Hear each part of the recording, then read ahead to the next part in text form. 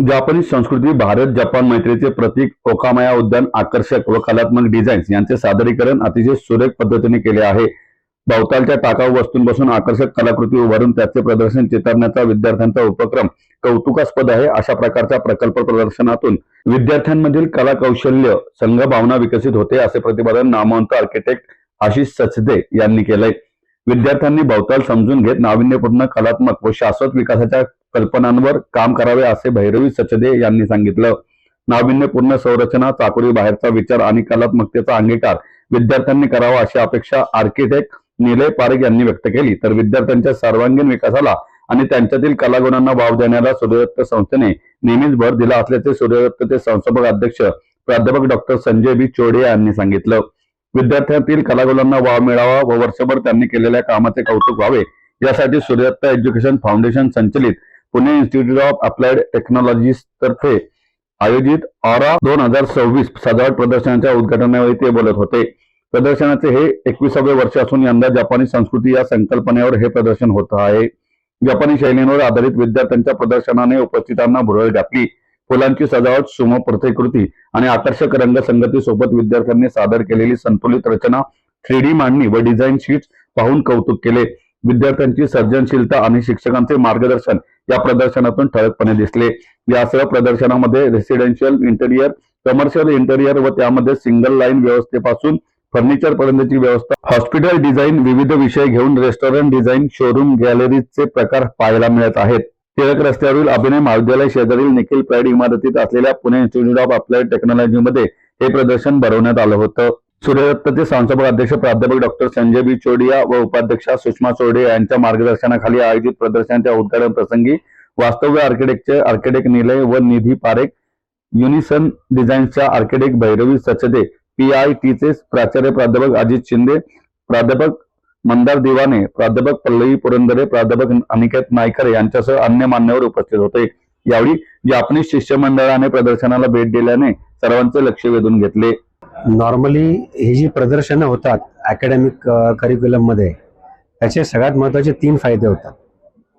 सगळ्यात मोठा फायदा की त्यांना रुटीन अकॅडमिक्स मधनं एक मोठा ब्रेक मिळतो आणि ॲज अ टीमवर्क म्हणून काम करायची संधी मिळते।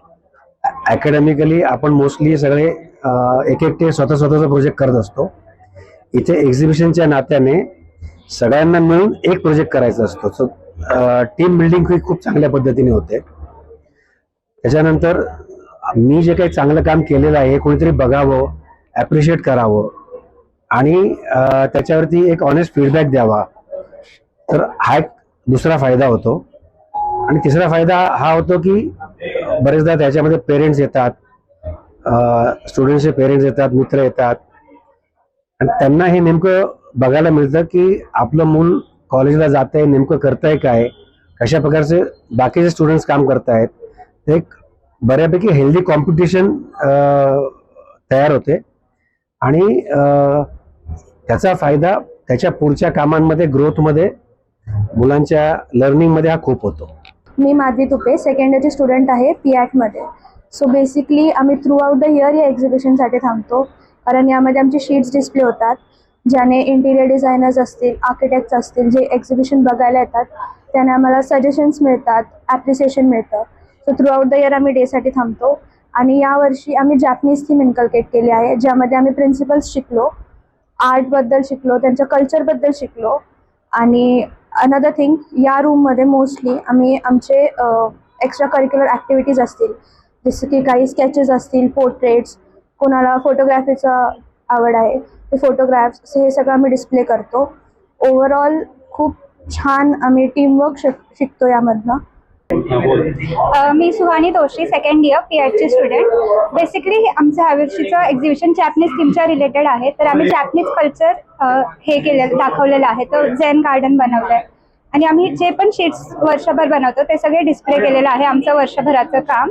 आम्हाला ह्या एक्झिबिशनमध्ये भरपूर साऱ्या गोष्टी शिकायला मिळतात, लाईक टीमवर्क, एक्झिक्युशन कसं करायचं, लिडरशिप वगैरे, छोटी गोष्ट आम्ही इथे सगळे शिकतो। पालक येतात ते ॲप्रिशिएट करतात की खूप छान वगैरे केलं तुम्ही, कारण इथल्या सगळ्या गोष्टी आम्ही स्वतः बनवतो। मी प्राचार्य Ajit Shinde, Suryadatta design school, Pune institute of applied टेक्नॉलॉजीचे प्रिन्सिपल बोलतोय।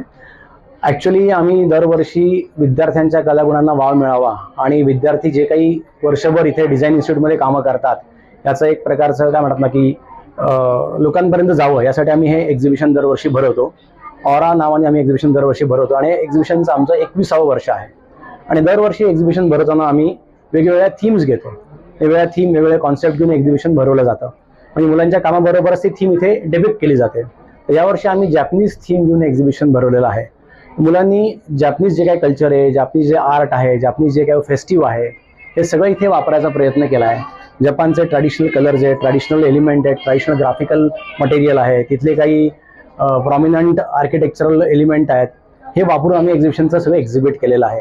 आणि एक्झिबिट करता करता मग मुलांनी केलेलं काम आहे, त्यांचं 3D वर्क असेल, त्यांचे ड्रॉइंग्स केलेली असतील फर्स्ट इयर सेकंड इयरची, रेसिडेन्शियल कमर्शियल प्रोजेक्ट्स केलेले आहेत.